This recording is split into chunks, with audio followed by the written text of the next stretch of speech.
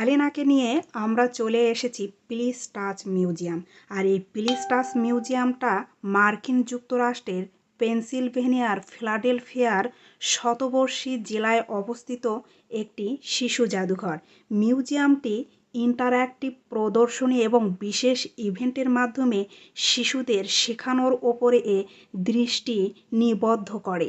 এখানে বেশিরভাগ শিশুই 7 বছর থেকে তার কম বয়সী হয়ে থাকে।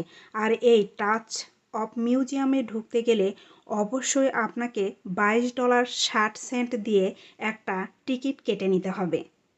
এখানে একটা ঘোড়ার মূর্তি দেখতে পাচ্ছেন।